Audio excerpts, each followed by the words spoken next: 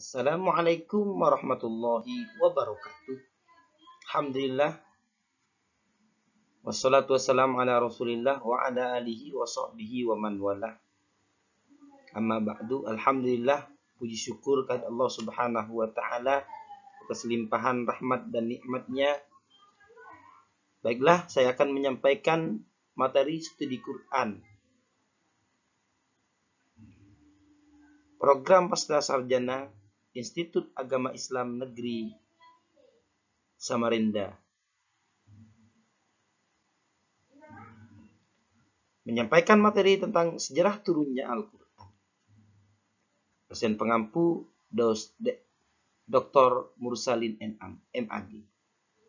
Disampaikan oleh Muhammad Maksudi.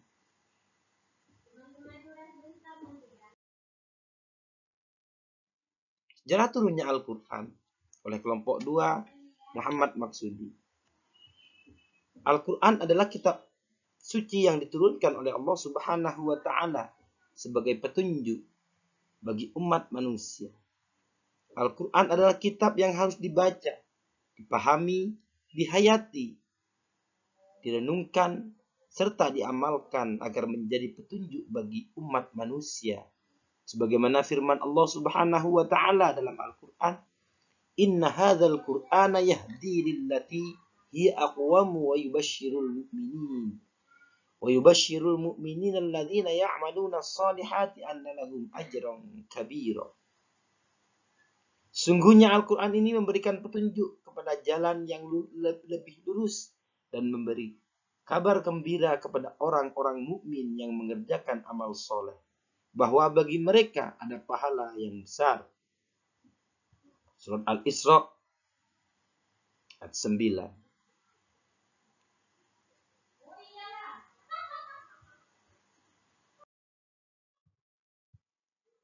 Makalah sejarah turunnya Al-Quran. Dalam bab 1 akan dijelaskan histori turunnya Al-Quran, B. Pengertian Al-Quran secara etimologi dan istilah. Bab 2, pengertian nuzul Quran, B. Proses turunnya Al-Quran, C. Masalah permulaan turunnya Al-Quran, D. Periodisasi turunnya Al-Quran, dan yang terakhir E. Hikmah turunnya Al-Quran secara bertahap. Latar belakang histori turunnya Al-Quran. Masyarakat Arab terdiri dari berbagai suku atau kabilah. Salah satu kabilah yang paling terkenal yang tinggal di kota Mekah adalah suku Quraisy. Mereka terkenal karena kemahirannya dalam berdagang serta mengendalikan kota Ka'bah. Ka'bah sebelum Islam sudah merupakan tempat paling penting sebagai pusat kegiatan keagamaan. Orang-orang berdatangan untuk berziarah setahun sekali dari berbagai pelosok Arab, baik yang jauh maupun yang dekat.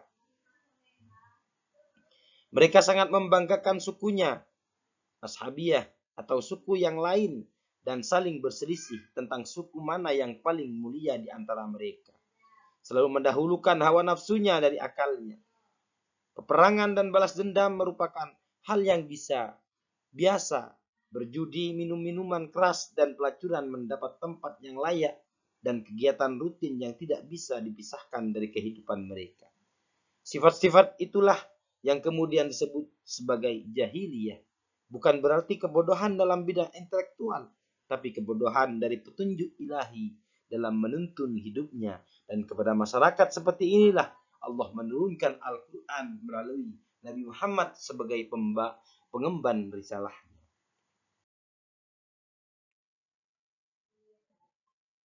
Pengertian Al-Quran secara etimologi, Al-Quran berasal dari bahasa Arab dalam bentuk kata benda abstrak, masdar daripada qara'a yaqra'u Qur'anan, yang berarti bacaan.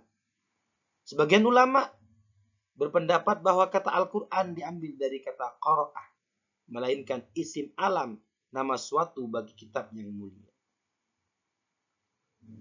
Menurut gramatika bahasa Arab, bahwa kata Al-Quran adalah bentuk masdar dari qara'ah yang maknanya muradif, sinonim dengan kata qiraah, artinya bacaan, tidak menyalahi aturan. Sedangkan Al-Quran menurut istilah atau terminologi, pengertian Al-Quran adalah sebagai berikut.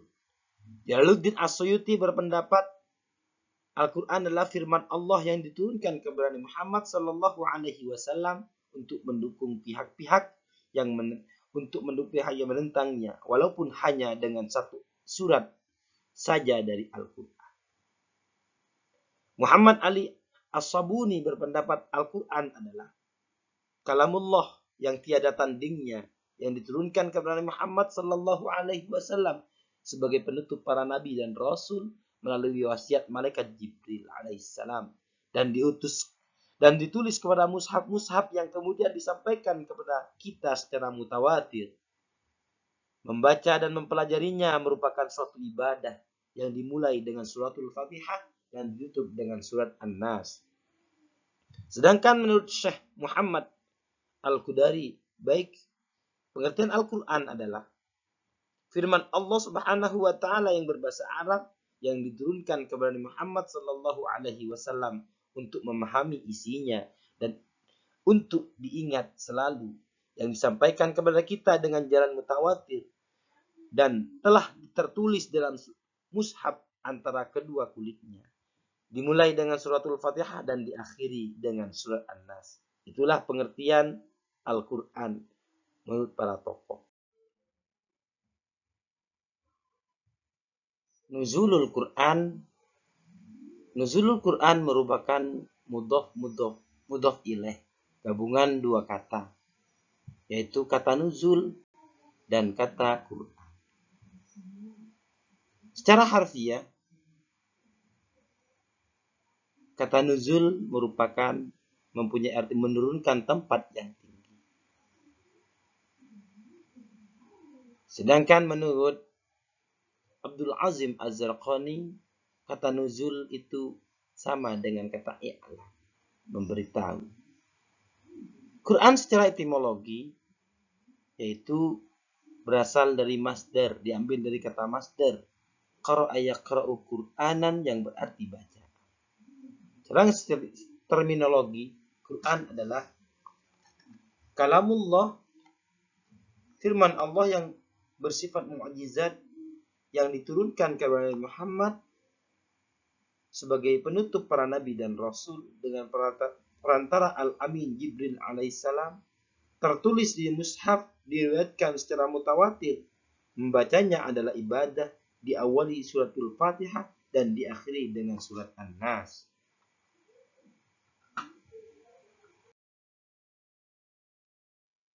Berdasarkan definisi di atas, unsur-unsur terpenting yang dapat kita ambil dari pengertian itu adalah Al-Quran adalah firman Allah yang diturunkan kepada Muhammad Sallallahu Alaihi Wasallam melalui perantara malaikat Jibril alaihissalam, sebagaimana dinyatakan dalam firman Allah surat As-Su'ara ayat 193. Al-Quran diturunkan dalam bahasa Arab sebagaimana disebutkan dalam firman Allah surat Al-Fussilat ayat 3 dan 4. Al-Quran itu diturunkan kepada Muhammad SAW secara berangsur-angsur. Al-Quran itu disampaikan secara mutawatir. Dan yang kelima, Al-Quran itu seluruhnya, bahkan setiap surat daripadanya adalah menjadi mukjizat. Yang terakhir, membaca Al-Quran merupakan suatu ibadah.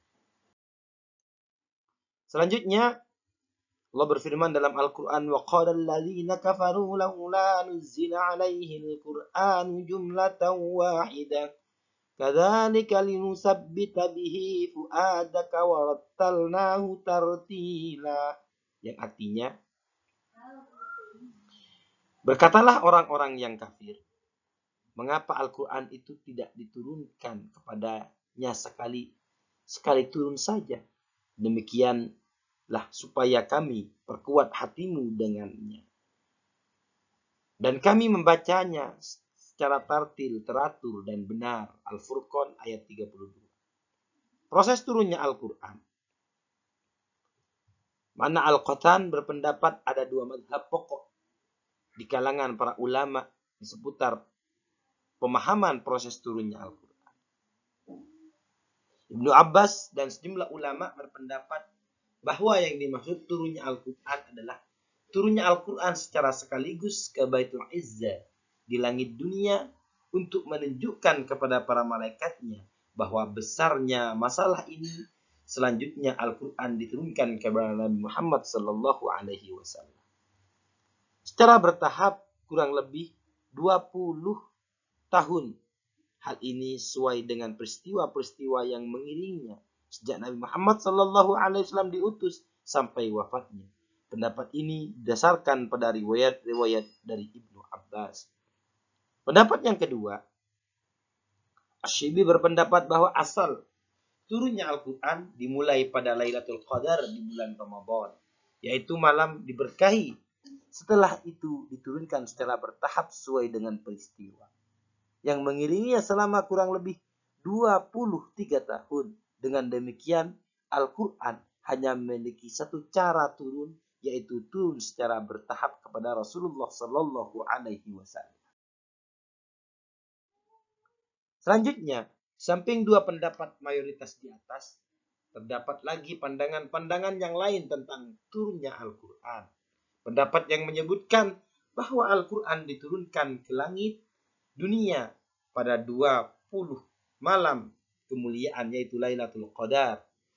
Yang setiap malam kemuliaan tersebut ada yang ditentukan oleh Allah untuk diturunkan setiap tahunnya. Dan jumlah untuk 1 tahun penuh itu kemudian diturunkan secara berangsur-angsur kepada Nabi Muhammad Sallallahu Alaihi Wasallam. Ada juga sebagian ulama yang berpandangan bahwa Al-Quran turun pertama-tama secara berangsur-angsur ke Lauhil Mahfuz, kemudian diturunkan secara sekaligus ke Baitul Izzah, dan setelah itu diturunkan sedikit demi sedikit kepada Nabi Muhammad Sallallahu Alaihi Wasallam. Untuk lebih jelasnya kita lihat beberapa pendapat, ringkasan pendapat,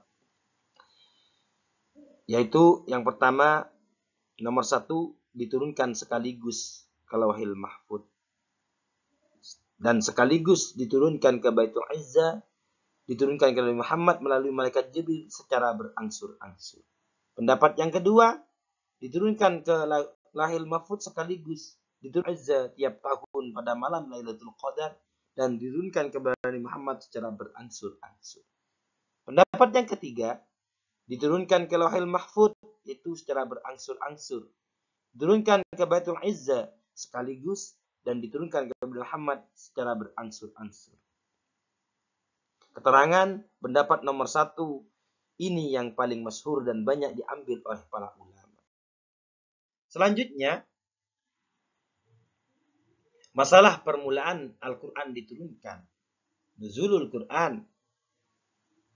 Pendapat pertama mengatakan ulama yang berpendapat bahwa Al-Quran pertama kali diturunkan kepada Nabi Muhammad Sallallahu Alaihi Wasallam pada tanggal 17 Ramadan berdasarkan surah Al-Anfal ayat 41.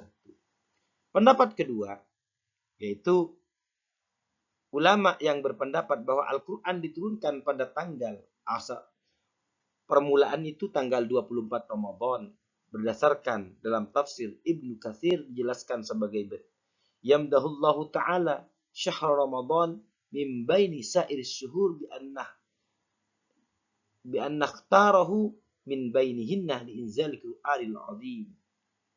Pendapat yang ketiga,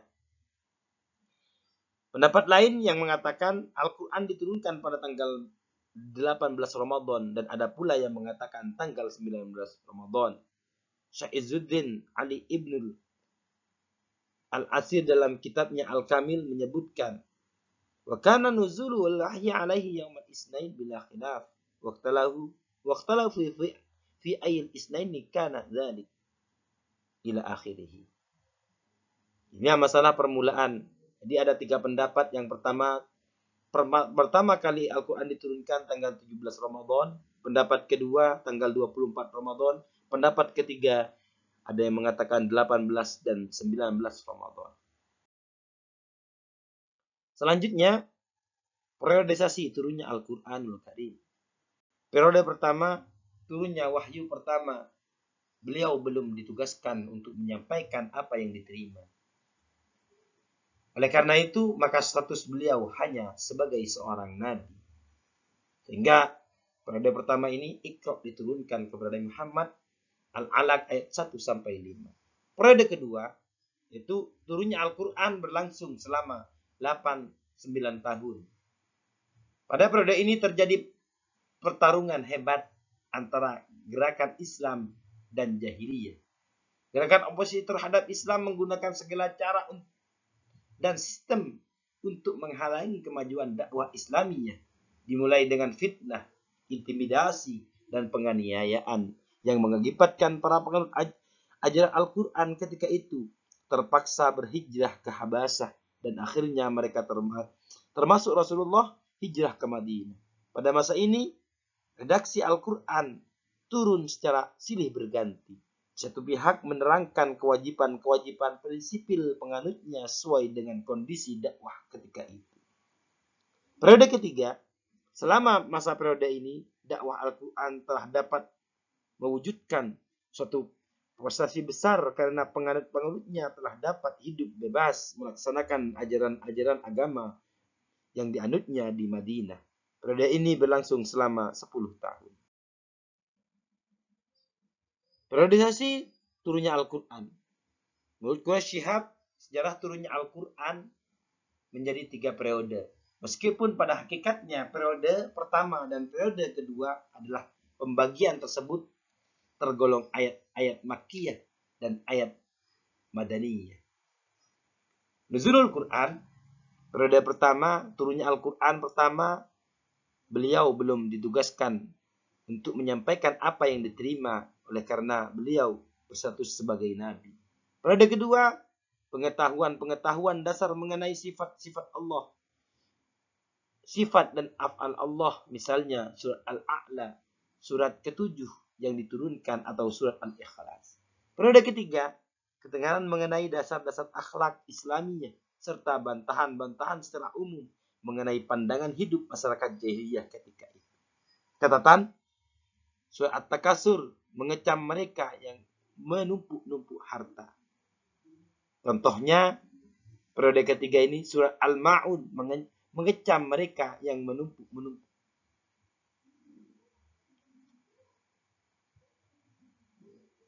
Selanjutnya, hikmah diturunkan Al-Quran secara bertahap.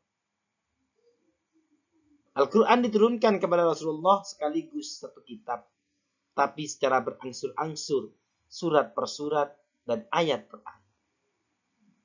Tujuannya adalah untuk menguatkan hati Nabi Muhammad SAW. Yang kedua, untuk menentang orang-orang kafir yang mengingkari Al-Quran. Yang ketiga, supaya mudah dihafal dan dipahami. Yang keempat, supaya orang mukmin antusias dalam menerima Al-Quran dan giat mengamalkannya. Yang kelima, mengiringi kejadian-kejadian di masyarakat dan bertahap dalam menetapkan suatu hukum.